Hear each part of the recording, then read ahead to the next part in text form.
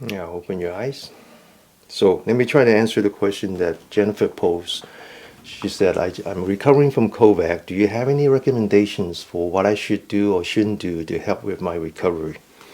So of course I'm not going to give you a simple answer, right? That's not my style. You know what? You know that by now. So I decided that now that, as Dr. Fossey said, the pandemic is over, and then he later corrected us that the acute phase of the pandemic is over, which is fine, but it's time to travel. So we went down to Napa. It's been a while, and I like my wine, and I have different things that I do over time. So I'm in that Pinot phase now. So I really enjoy my wine. I particularly enjoy my wine when I'm also eating local food. There's something of this synergetic about them. So anyway, I'm talking about something else now. On the way back, we're listening to radio. I have podcasts on PBS, and they talk about the black hole that we're seeing for the first time. The event horizon, this big old donut thing. And so my wife says, how do they see it? How do they do that? I said, they don't see it. They just say that they see it. They don't see it. What they do is they have a bunch of antenna that they distribute around the earth, a limited number, probably 100, maybe even less. These are radio antenna looking for some radio signal. And then they reconstruct it, use a lot of artificial intelligence, and then discover that it's a black hole. They never saw it. It's as if you want to see this big cow in the sky, but you only have like a couple of telescopes. So one is pointing at the eye, so you say, oh, this is. One is pointing at the tail, and one is pointing one of the forelegs. And then you bring that in and reconstruct it, and you say, well, there's a big cow floating in the sky. That's what's in science. That's what's in science, right? I mean, I'm a scientist, so I know.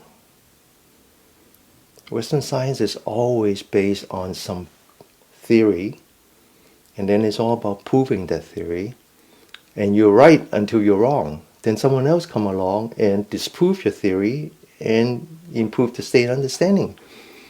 That's what we did. That's what Galileo did. After Galileo come Newton.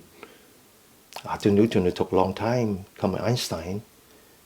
And now we're trying to prove and disprove what Stephen Hawking is doing.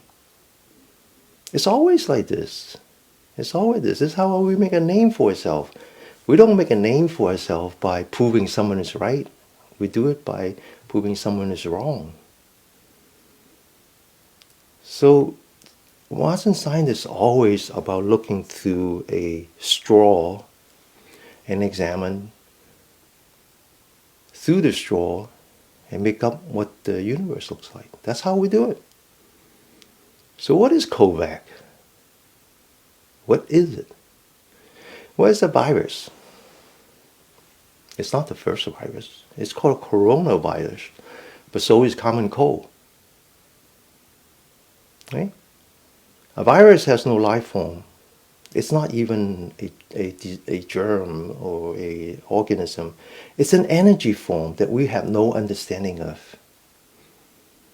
We have no understanding of. We have so much that we don't understand. What we do know is that a virus is our ancestor. Once upon a time, the first life form was some kind of plant. Its survival depends on photosynthesis. This is proven by quote-unquote scientists. Then a virus attacked this plant cell and degenerate into animal cell. What's the difference between plant and animal? We no longer rely on photosynthesis. Instead, we have to consume. So virus is in us. It's everywhere. It's our ancestor.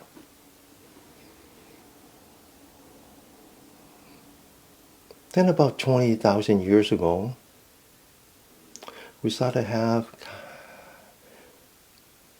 viruses that doesn't belong to us attacking us. We give it a name called zoonotic viruses. start with ZOO, as in a zoo. These are viruses that come from animals, not even from us. They're attacking us because they don't belong to us. They come from animals. That was when we started domesticating animals. Then about 65 years ago, pretty much the year that I was born, we had a different kind of virus.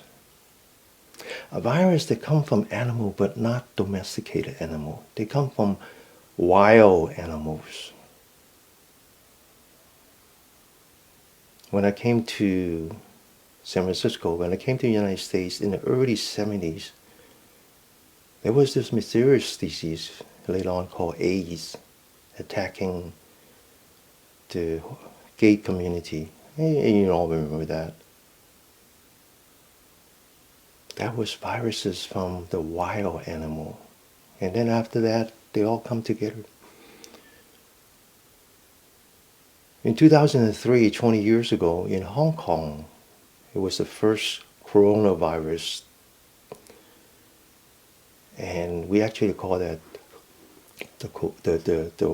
this is actually a descendant from that. What we have is descendant. My point is, we know nothing. We know nothing about viruses. We only know that it's not a life form. Now, the history of the Chinese medicine, which is about 4,000 years ago, is well within that 20,000 years when we started domesticating animals. So the Chinese actually knows a lot about viruses. They call it bad qi, evil qi. Because qi is energy, and this is energy that's incompatible with human survival. So we call it bad qi. So what was the cure? The cure was to have proper qi.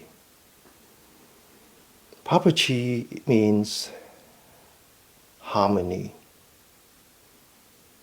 Harmony within ourselves, harmony between the yin and the yang.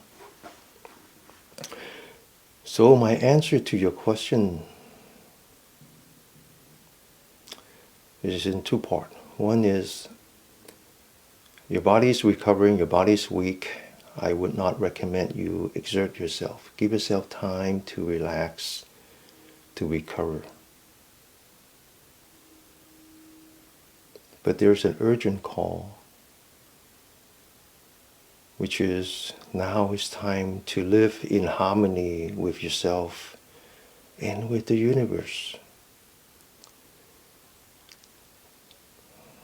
With domesticated animal,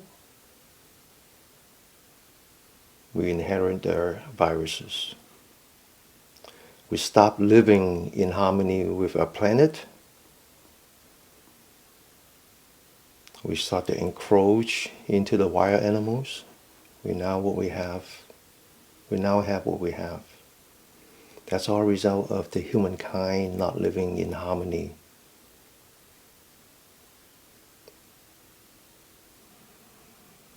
I don't believe in insulin. I mean, not insulin. I don't believe in the shots. I think that's the wrong way. I'm actually an anti-vax, vaccination. I didn't have a choice. I was taking care of my parents. I lost two parents, mine and my wife's parents during the epidemic. It's really, really a terrible way to die. The loneliness, being trapped in the emergency room with no family, being trapped into the recovery room with no family. It's a horrible way to die. And I lost both of them during the pandemic. I didn't have a choice. I had to take vaccine to minimize the chance of contaminating my parents during the time that I was their caregivers. But ultimately, I don't believe in it. I think the only way to protect yourself is to live in harmony with yourself. So we have just passed the million mark of our fellow citizen dying from COVID. That's actually only 1% of the total number of people got infected. So the number of people who were affected by COVID, it did not recover on their own, either by themselves or through the vaccines, is 1% now, which is very high compared to the common cold, right? Out of that 1%, 90% of them have underlying disease, typically diabetes, high blood pressure, cholesterol, heart disease, dementia. Now, last week I did a video in answer to a question that was asked a week before that, which is about splint deficiency. And I was so focused in explaining that I forgot to mention that splint deficiency is not a disease. It's not a disease. It's not like saying that you have a defective splint. So you got to understand that. So if you go to a Western doctor and the Western doctor says, oh, by the way, you have a defective splint, let me cut it out. That's not what we're talking about here. When we say splint deficiency, it's really the energy in us that is deficient, and that energy line is named after the splint. But more accurately, the energy line is the earth element. The earth element is the splint, the water element is the kidney. And the two are very important. The kidney energy line is what's innate in you. You were born with the essence. And you're unhealthy because you have a pre-existing condition. Huh? Splint is the earth. It's like farming. Right? When you stop cultivating your body, when you stop wasting time on your earth element, you have problem. The symptom for splint deficiency is high blood pressure, high cholesterol, diabetes, heart disease, and dementia. So in other words, out of the people who die, 90% of them have splint deficiency. Not because the splint is bad, but because they have completely ignored their body and they don't live in harmony with the body. Instead, they rely on medicine, which does a very good job in eliminating the symptom, but not the disease.